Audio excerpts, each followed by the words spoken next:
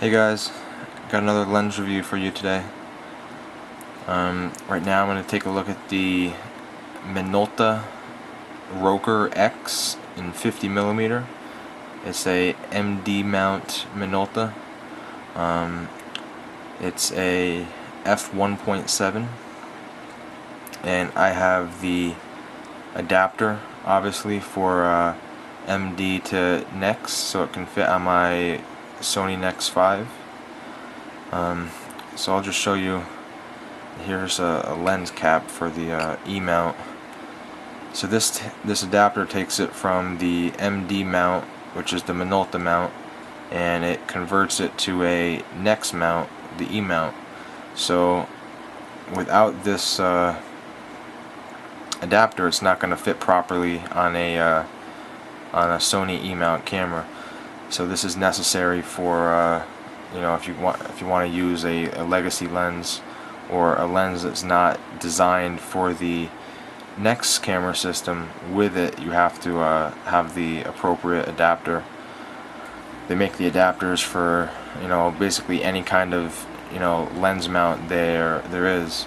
So if you want to get into the legacy lenses, you just have to keep in mind that you're going to have to also buy the appropriate adapter.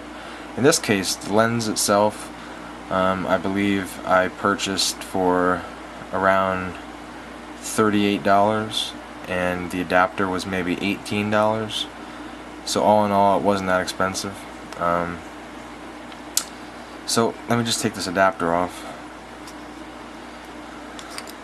You can see the adapter is just about the same size as the lens itself. So the adapter definitely adds some bulk to the lens, but I mean, there's nothing you can do about it, because without the adapter, it won't work on your camera. So here's the lens itself. This top ring up here is going to be your focus ring, and it's got a real long travel for the focus. Then you have this bottom ring, which is your aperture adjustment. As I said, it goes all the way to f1.7, then it goes up to f16. I mean, it's a cheap lens, so at f1.7 you're not going to get stellar images. They're going to be a little bit creamy and kind of soft, but it's not bad for the money. It creates a nice dreamy effect. Not as much so as the 35mm CCTV 1.7 lens I have, which I'll be doing a later review on. But if you stop it down to about f4, f5.6, you'll get some pretty sharp images.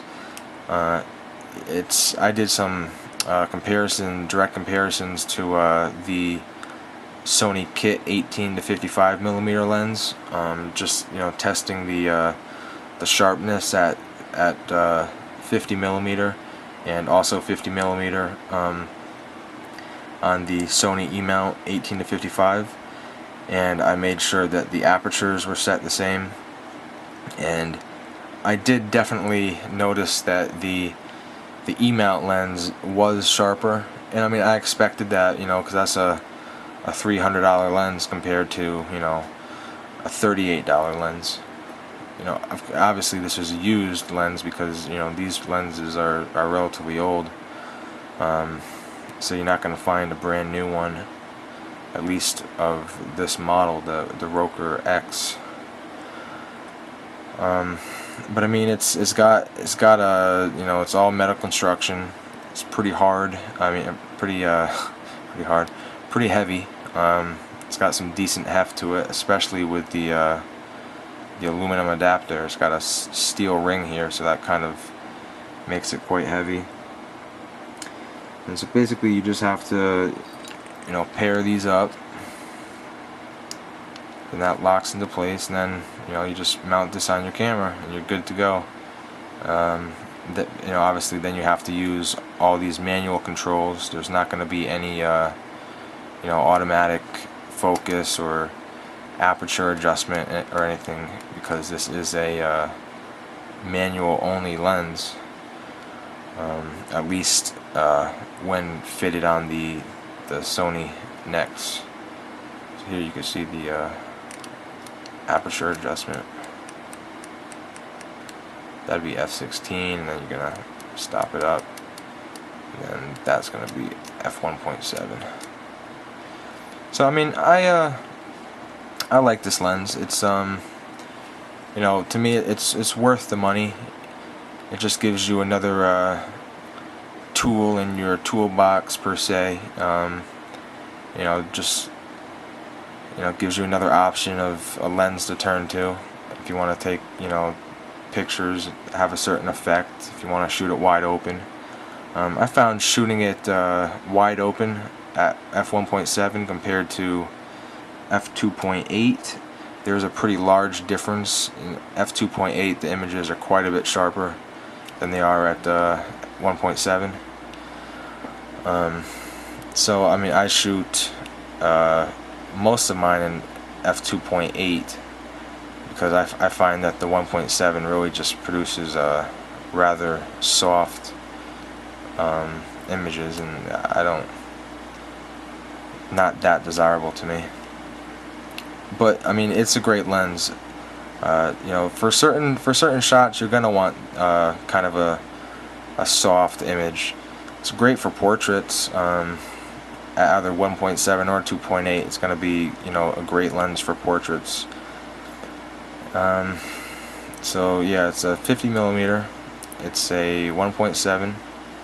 It's got a 49mm screw set here, so it'll take